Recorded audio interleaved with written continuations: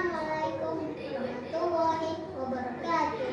Syukur dan selain kepada pengurusi majlis barisan hakim yang arif lagi bijaksana, penjaga detik yang patuh waktu serta guru-guru dan rakan-rakan yang sesuai dengan tema kita pada hari ini, Ukhuwah Islamiyah, Asas Kesejahteraan Ummah. Di sini saya memberikan sedikit masuk ukhuwah Islamiyah. Islamiyah atau persaudaraan Islam bermakna keterikatan hati atau jiwa di kalangan orang Islam. Kawan-kawan masih ingat cerita penghijrahan Nabi Muhammad SAW? Tak ingat? Tidak mengapa. Jom dengar cerita saya. Sebelum saya memulakan cerita, sudilah mendengar sedikit potongan nasyid ni. Hijrah itu pengorbanan, hijrah itu perjuangan, hijrah itu persaudaraan, hijrah membentuk perpaduan. Saya akan menyampaikan sebuah cerita yang bertajuk perjalanan hijrah Rasulullah SAW ke kota Madinah. Di Mekah, kaum muslimin telah mendapat tentangan yang hebat dari kaum kafir Quraisy. Mereka diseksa dan ada yang dibunuh. Kerana tekanan yang semakin kuat, Nabi Muhammad SAW mengarahkan umat Islam di Mekah untuk berhijrah ke Madinah. Setelah turunnya ayat perintah Allah dalam surah An-Nisa ayat 100. Allah berfirman, dan sesiapa yang berhijrah pada jalan Allah untuk membela dan menegakkan Islam, nescaya dia akan dapati di muka bumi ini tempat berhijrah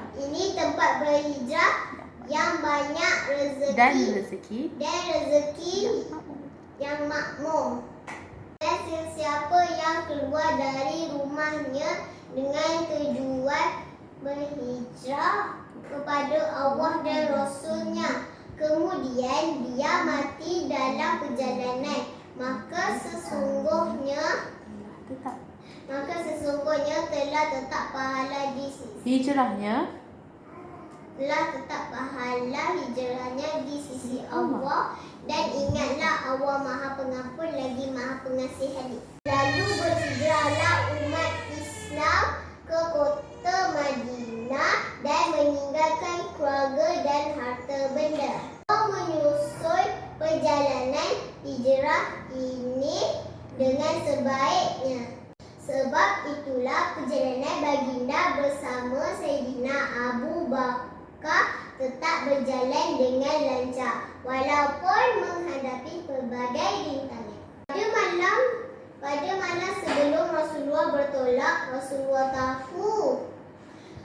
tahu orang kafir Quraisy telah mengepung rumah baginda.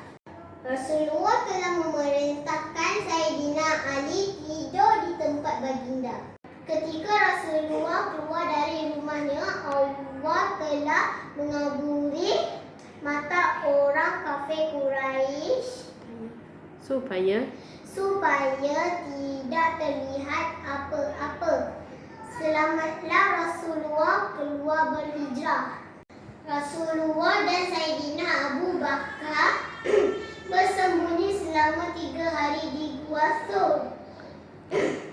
Kawan-kawan nak tahu, semasa Sayyidina Abu Bakar menjaga Rasulullah yang sedang tidur, kaki-kakinya telah disengat oleh seekor kalajengking. Itu sayangnya Sayyidina Abu Bakar pada Rasulullah SAW sehingga mempertaruhkan nyawanya. Di zaman ini kita dapat melihat ukhuwah rakyat Palestin yang berjuang mempertahankan tanah air mereka meskipun tidak mempunyai senjata yang canggih. Dalam penyembunyian ini, Asma binti Abu Bakar turut membantu menghantar makanan ke kepada Rasulullah SAW dan ayahnya. Pada hari pertama, Asma terlupa membawa tali bagi mengikat bekal makanannya. Asma mengoyakkan tali pinggangnya menjadi dua. Satu sebagai tali sangkut dan satunya lagi sebagai tali pinggangnya. Oleh kerana itu, Asma digelar Zatun Nitaqain yang bermaksud mempunyai dua ikat tali pinggang. Di sini kita boleh lihat ukhuwah antara anak dengan ibu bapanya yang sangat kuat.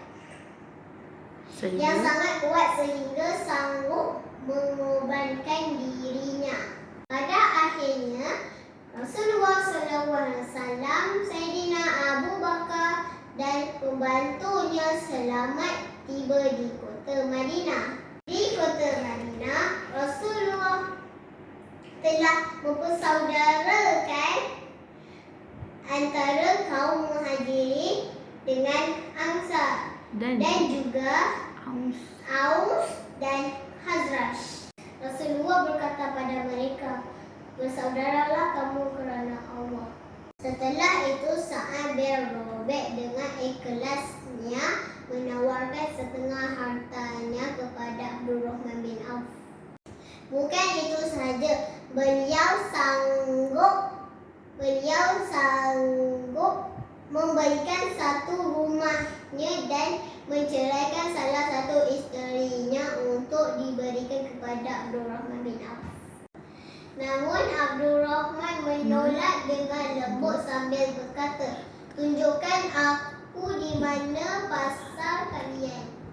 Betapa indahnya persaudaraan antara mereka yang terjalin atas dasar Islam. Kesimpulan dari cerita saya pada hari ini, ukhuwah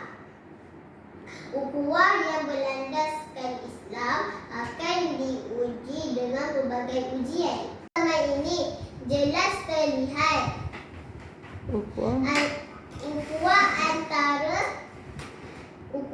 antara kita semakin utuh semasa berlakunya pandemik COVID-19. Musuhan dan tiada yang berkurang makanan kerana rakyat saling bantu-membantu antara satu sama lain. Malaysia hidup dalam keadaan sejahtera.